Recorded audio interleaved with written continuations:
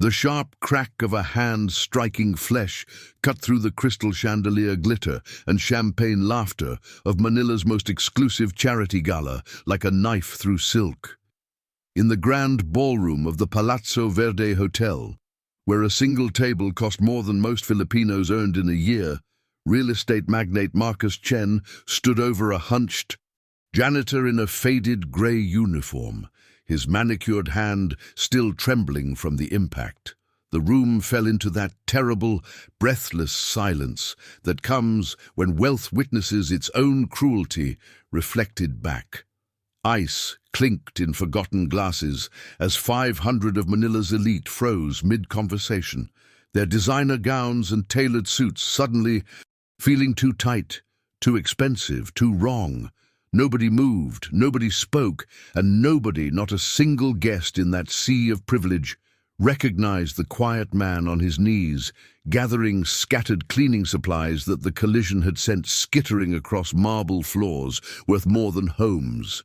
Marcus Chen didn't apologize. Instead, he straightened his $1,000 tie and turned to his circle of admirers with a laugh that sounded like breaking glass, his voice carrying across the ballroom with practiced authority. "These people need to watch where they're going," he announced, loud enough for everyone to hear, gesturing dismissively at the janitor, who kept his eyes down, reaching for a fallen mop with calloused, knowing hands. The CEO's Italian shoes clicked against the floor as he stepped deliberately closer to the kneeling man, playing to his audience now, feeding off their uncomfortable attention. "This is exactly what I mean about standards declining in this city. Nobodies who can't even walk straight thinking they belong in places like this." His friends shifted nervously, but none challenged him, their own complicity written in their downcast eyes and silent, damning agreement. The janitor remained quiet, his weathered fingers wrapping around the mop handle with the same gentle precision that had once laced boxing gloves in front of millions. His worn uniform bore a small embroidered name tag that read Emmanuel, common enough that nobody looked twice, invisible in the way that working people become invisible to those who've forgotten what struggle tastes like. Around them, the gala's orchestra had stopped playing, creating a vacuum where Marcus's mockery echoed like thunder, each cruel word another nail in. A coffin he didn't yet know he was building for himself. Behind a serving station draped in white linen, a young waiter named Carlo felt his phone grow warm in his trembling pocket. Carlo's hands shook as he uploaded the 47-second video from the bathroom stall where he'd hidden, his heart hammering against his ribs like a trapped bird.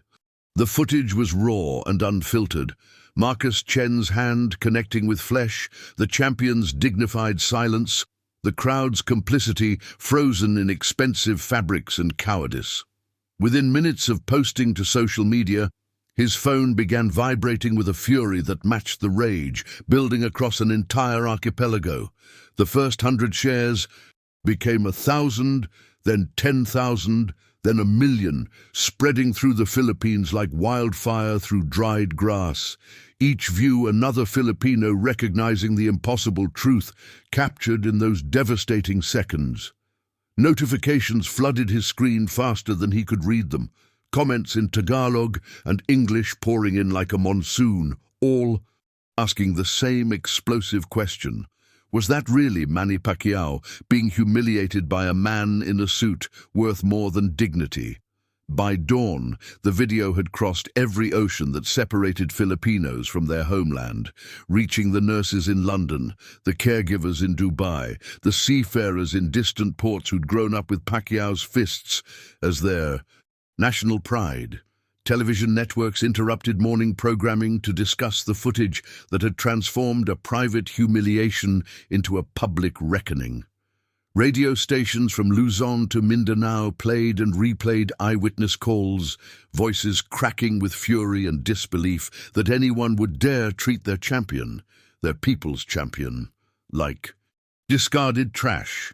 Street vendors in Divisoria, construction workers in Makati, jeepney drivers in Cebu all stopped their work to watch the video on borrowed phones, their faces hardening with recognition and remembered struggles. The slap that Marcus Chen had delivered echoed now in 70 million hearts that knew exactly what it meant to be, treated as invisible, as worthless, as less than human.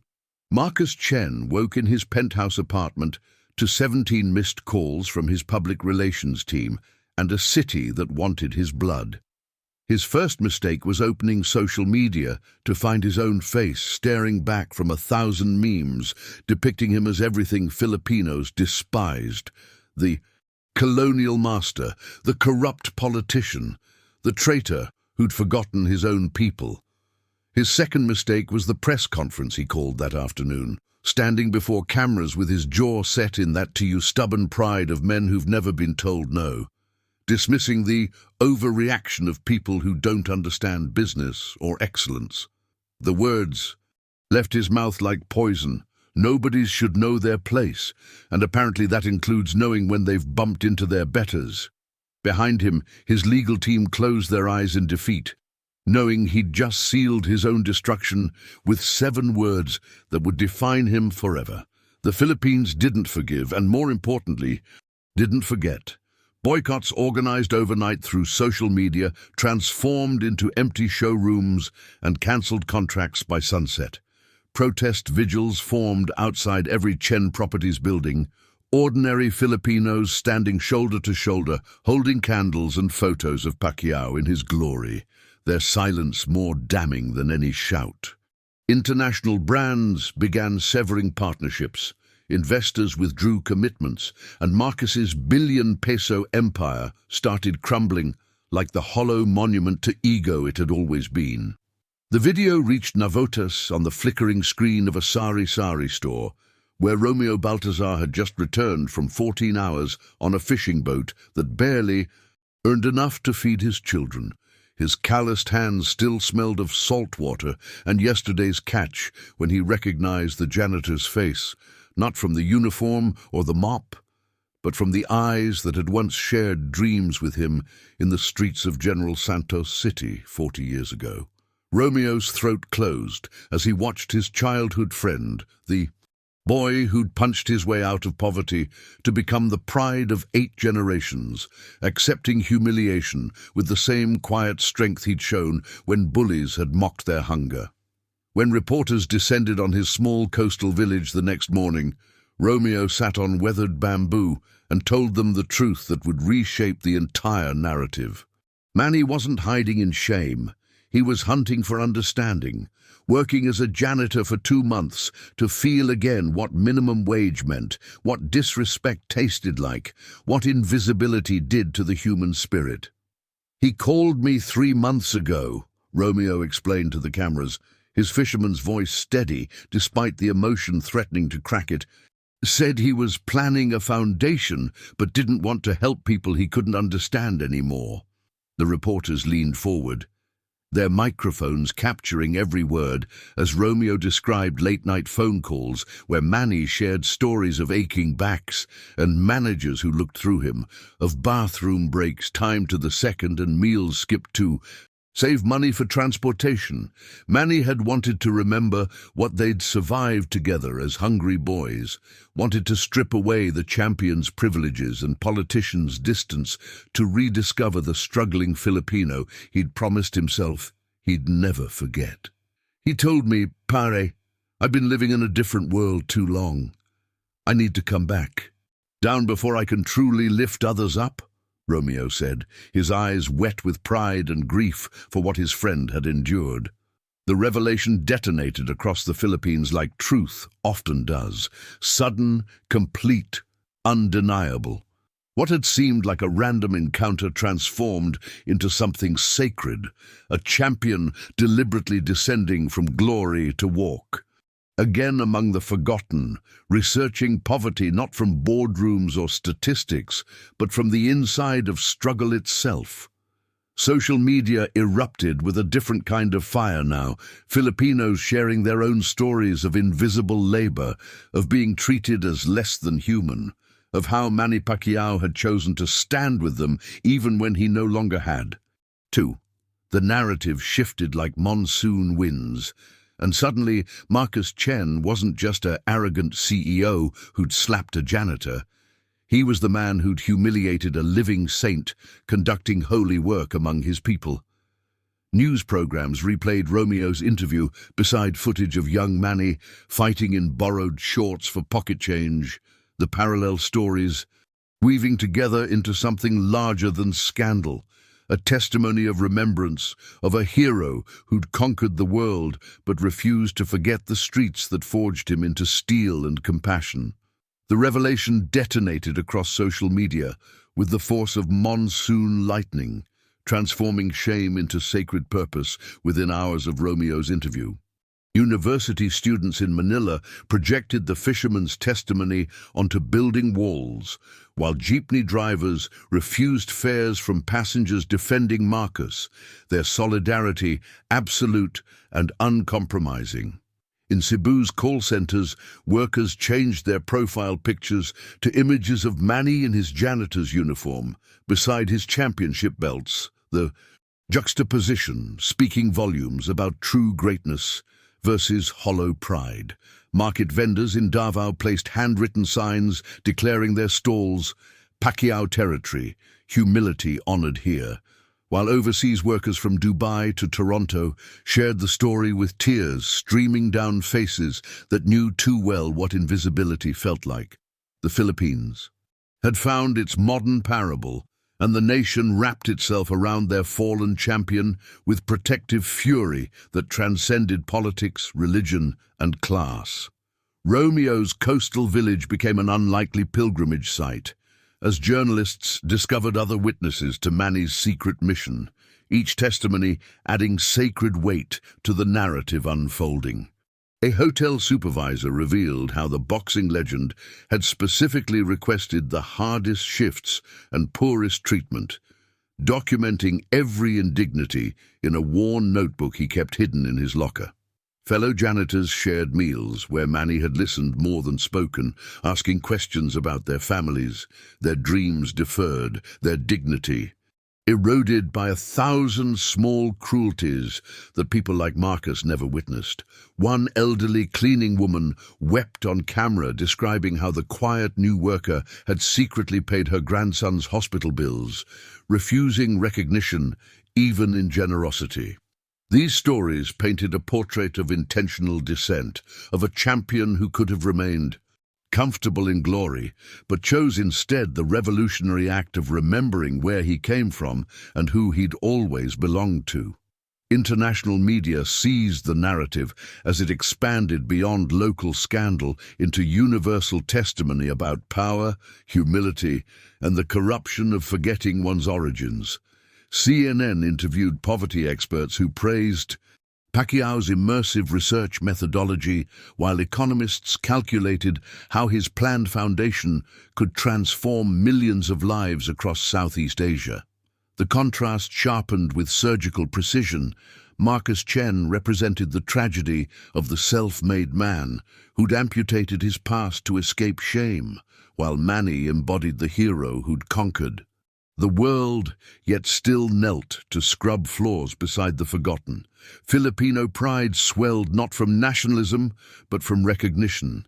Their champion had validated every struggling worker's invisible dignity, had proven that greatness measured itself not by height achieved, but by willingness to descend. The boycotts arrived with biblical swiftness, emptying Marcus Chen's luxury properties as if divine judgment had condemned them overnight. Corporate clients cancelled conferences worth millions, while wedding parties chose competitor venues despite losing deposits, unwilling to celebrate joy in spaces contaminated by cruelty. His restaurant reservations vanished like morning mist as food Delivery workers, themselves invisible servants, refused to enter his buildings, their solidarity transforming commerce into moral referendum. Marcus watched from his penthouse as protest crowds swelled below, their candles forming rivers of light that spelled dignity in Tagalog. And still his pride constructed fortresses around the growing terror. That he'd destroyed everything by forgetting the most essential truth about power. Yet while the nation sharpened its pitchforks, Manny Pacquiao made a pilgrimage that would shift the entire narrative's gravity towards something resembling grace. His team had discovered that Marcus's elderly mother lived in a modest care facility in Quezon City. Her son's wealth apparently not extended to her comfort in ways that spoke volumes. The champion arrived without cameras or announcement, carrying sampaguita flowers and the kind of gentle respect that had become his signature among the ordinary and overlooked. Elena Chen sat in her wheelchair near a window streaming afternoon light, her walls covered not with family photos, but with newspaper clippings of Pacquiao's fights, each victory preserved like religious iconography by hands that had once known the poverty her son now pretended never existed. She didn't recognize him immediately despite decades of devotion. Her mind softened by age and medication, but when understanding finally sparked, she wept with the unself-conscious joy of the faithful meeting their saint. Manny knelt beside her wheelchair as she touched his face with trembling fingers, calling him anak, son, the way Filipino elders claim the heroes who represent their dreams. Through fragmented stories punctuated by tears and laughter, Eleanor revealed the Marcus that wealth had buried, the boy who'd sold newspapers in traffic, who'd shined shoes outside churches, who'd promised his mother he'd lift them both from poverty no matter the cost. She spoke of his transformation with confusion rather than pride. How success had built walls between them, how her son now visited rarely and spoke to her as if she were another servant rather than the woman who'd raised him alone after his father disappeared into the cruelty of economic desperation. As dusk painted the care facility walls amber and gold, Pacquiao understood what the nation's rage had obscured. That Marcus Chen wasn't a villain, but a victim of the same system that created the poverty both men had. Escaped, the difference being that one had remembered his humanity while the other had traded it for the illusion of superiority.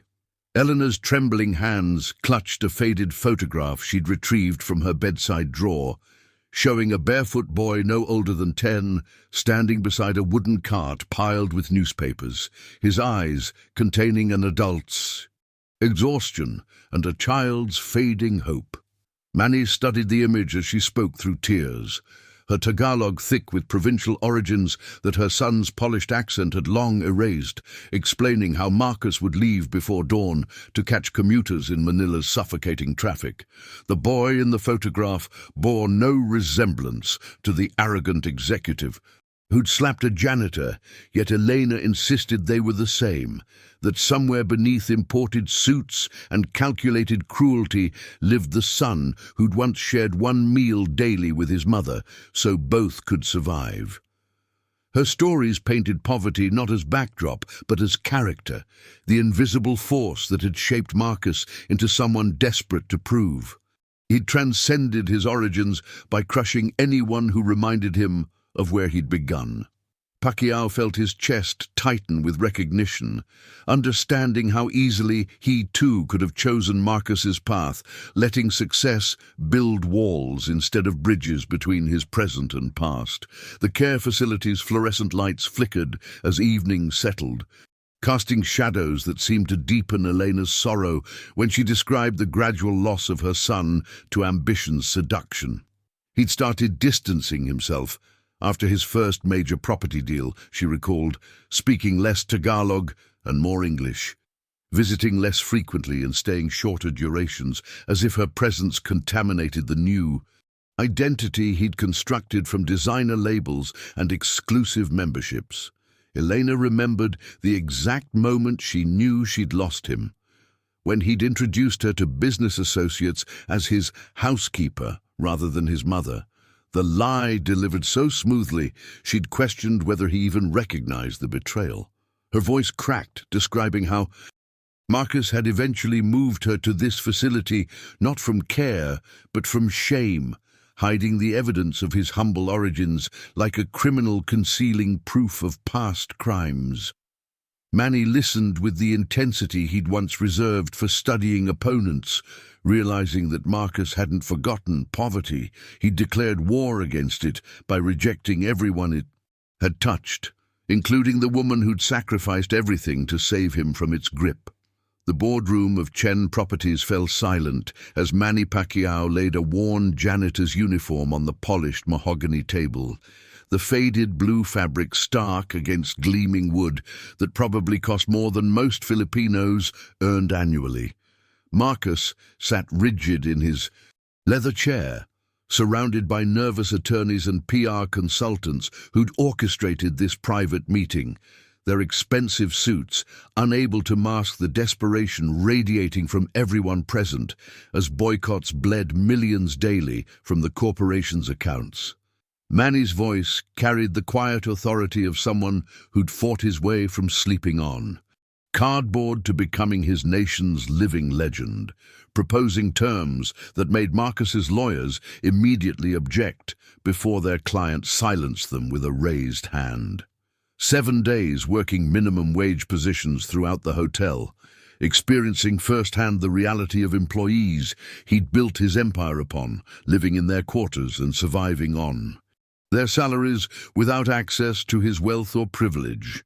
The challenge hung in the air, like the final seconds before a championship bell, and Manny could see the calculation flickering behind Marcus's eyes, pride warring against the survival instinct that had once carried a newspaper boy through Manila's predatory streets.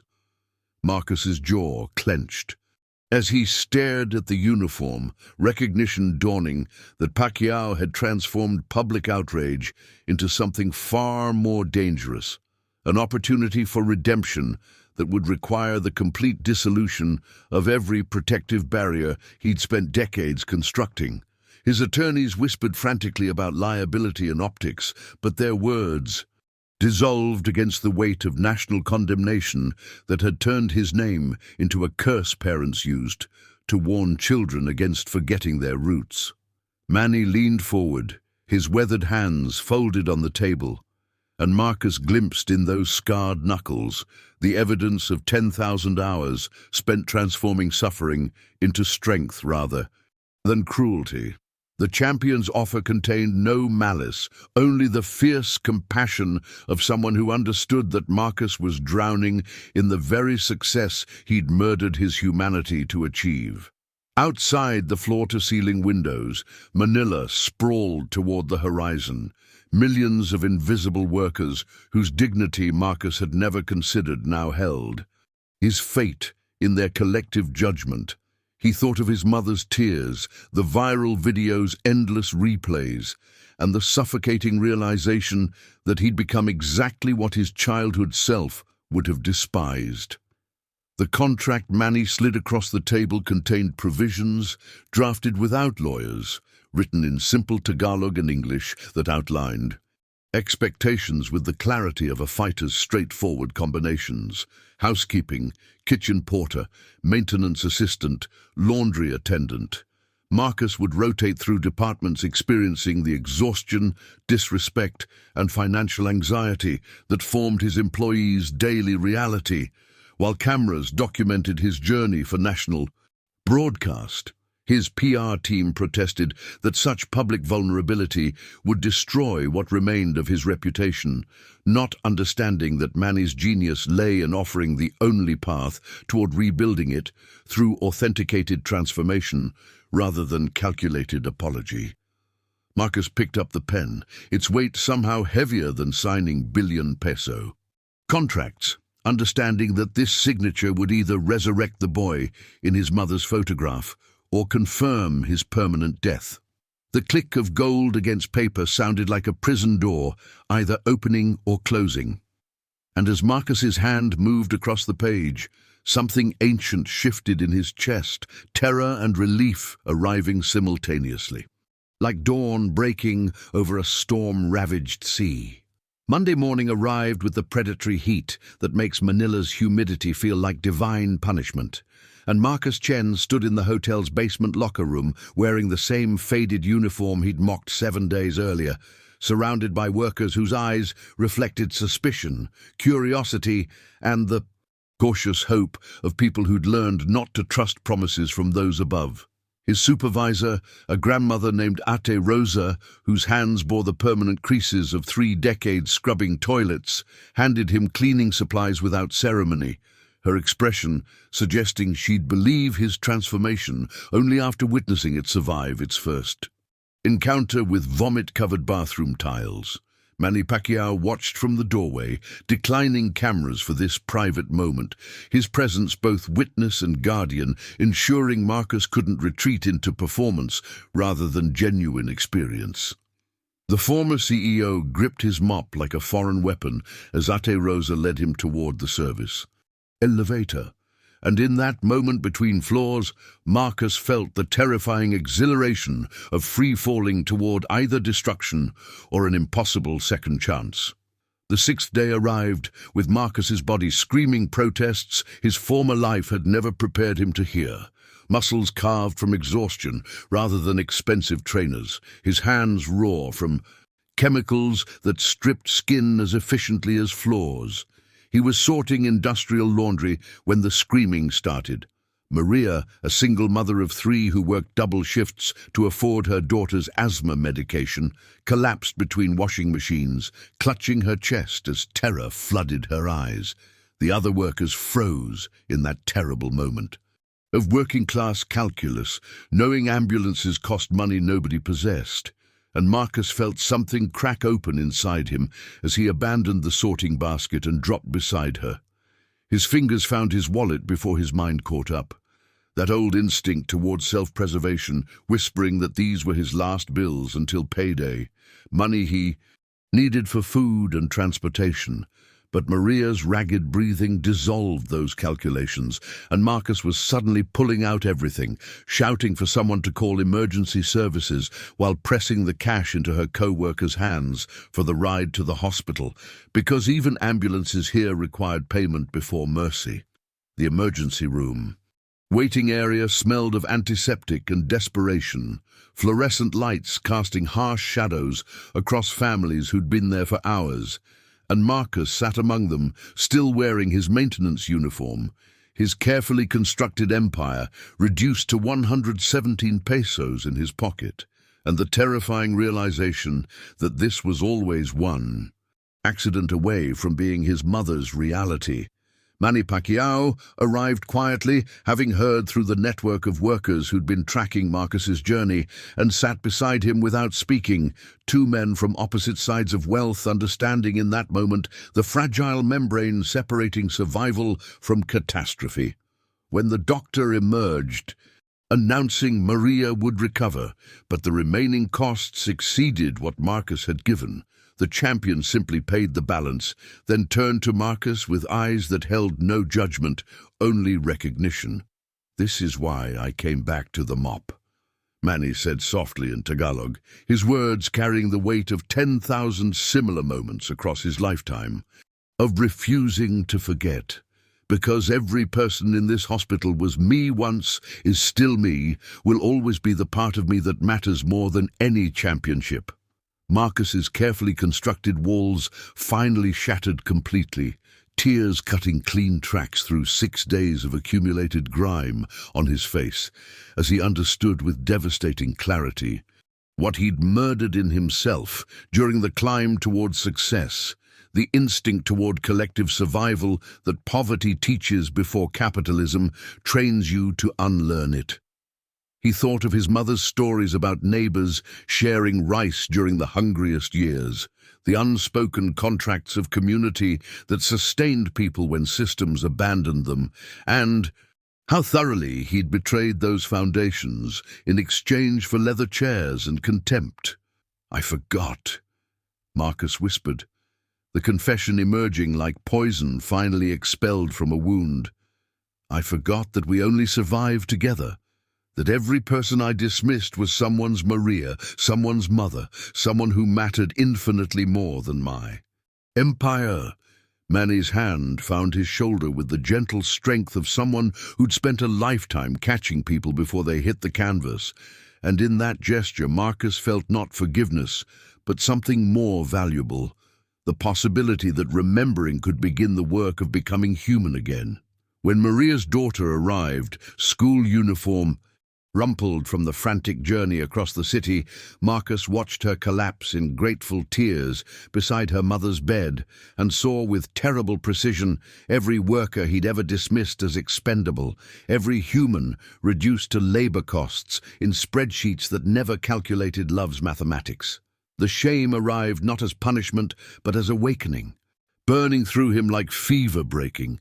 And he understood finally what Manny had known from the beginning, that redemption required not performance, but the complete resurrection of the boy who'd once understood that dignity wasn't earned through wealth, but granted equally in the shared struggle of being human.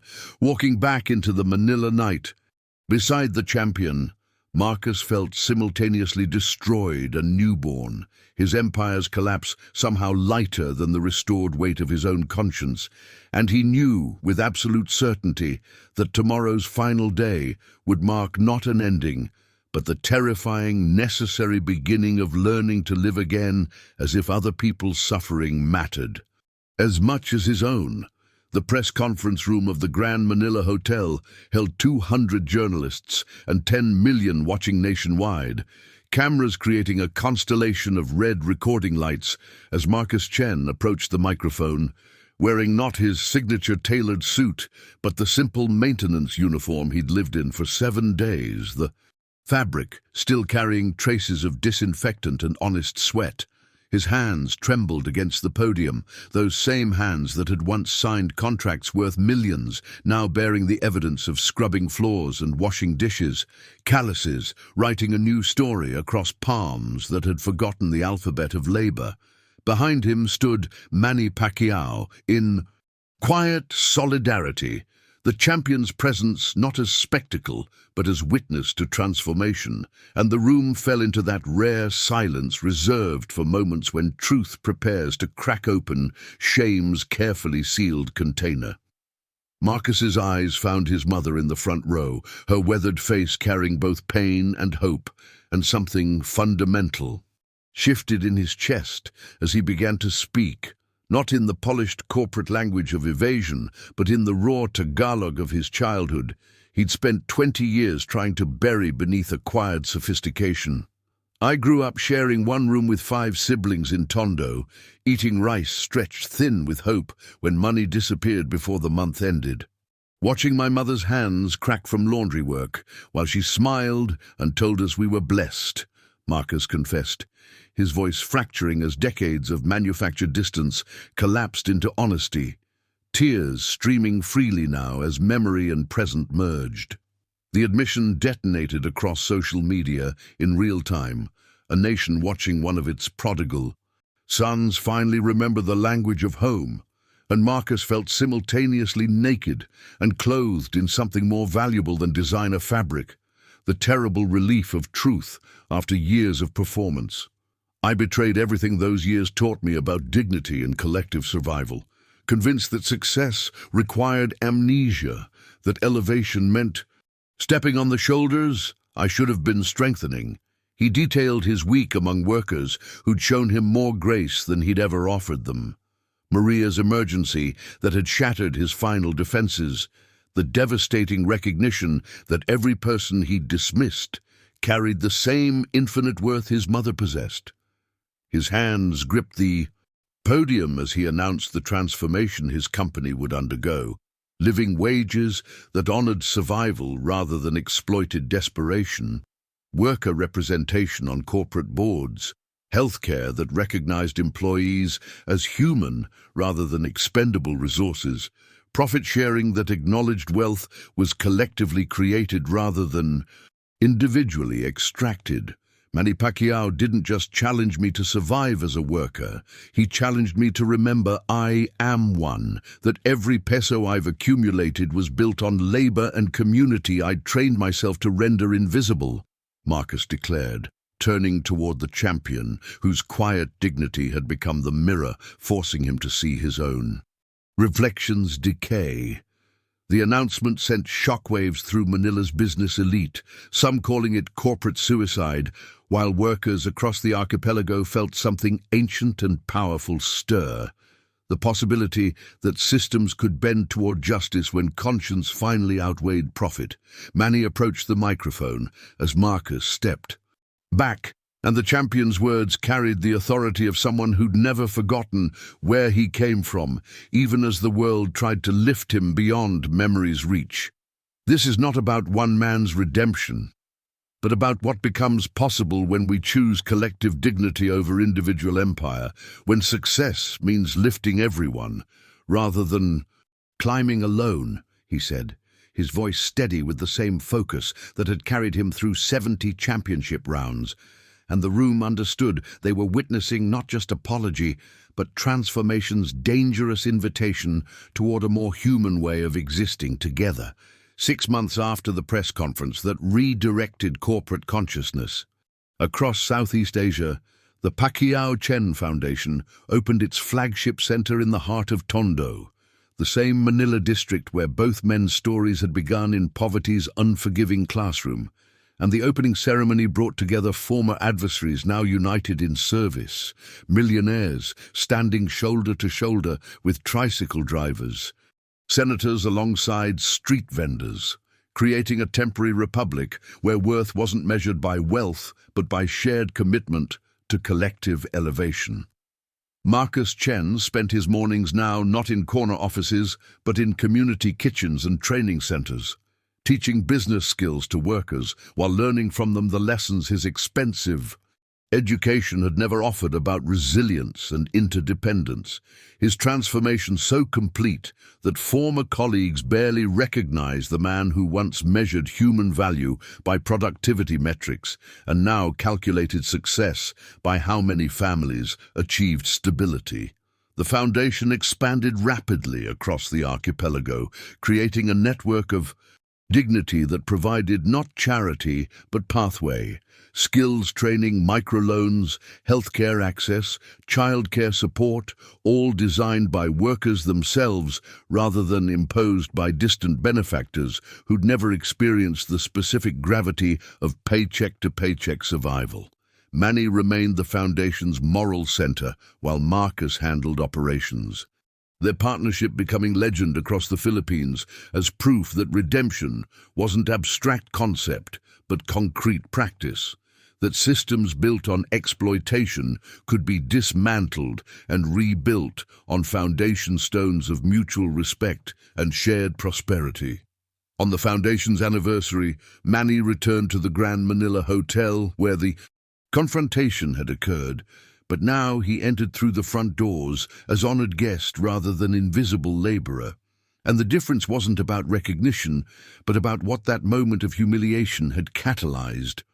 A movement reminding the nation that true strength flows not from domination, but from remembering and elevating those the powerful render invisible. He stood in the same ballroom where Marcus had struck him, now filled with 500 workers whose lives had transformed through foundation support, their faces carrying the particular light of people who'd been seen after a lifetime of systematic overlooking, and Manny understood that his greatest victory had never been won in boxing rings, but in moments like this, when dignity defeated indifference.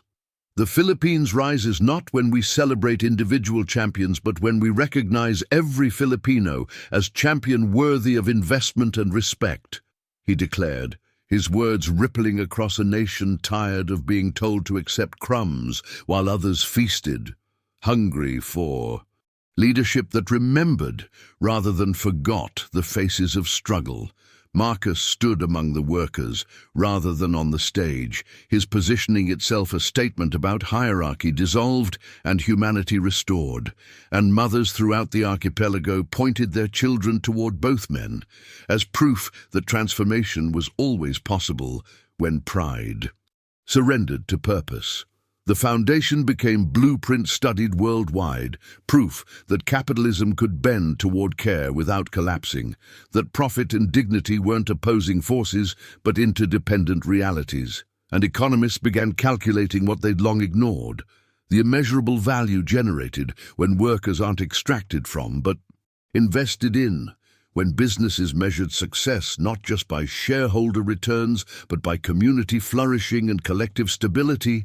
Manny Pacquiao's legacy crystallized not as athlete who'd escaped poverty, but as leader who'd returned to dismantle the systems that created it, who'd wielded his platform not for personal elevation, but for structural transformation, embodying the Filipino spirit of bayanihan, communal unity and mutual assistance, that colonialism and capitalism had tried but failed to completely erase from national memory.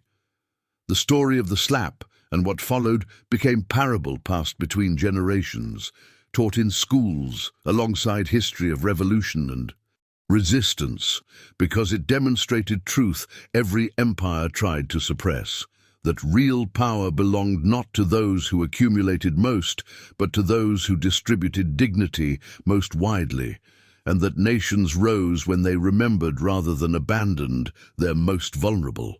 In a small coastal village where Manny's childhood friends still cast nets into ancestral waters, children played a new game where everyone won when everyone worked together, their laughter carrying across waves toward a future where maybe, just maybe, worth wouldn't be measured by wealth but by the content of contribution and the depth of care extended across difference, and the Philippines itself became living testament. That transformation wasn't fantasy but choice, difficult, demanding, but ultimately possible when conscience outweighed comfort and remembering defeated the convenient amnesia of those who'd climbed high enough to forget the ground. What would you risk to remember where you came from? Subscribe to witness more stories of transformation that remind us who we truly are.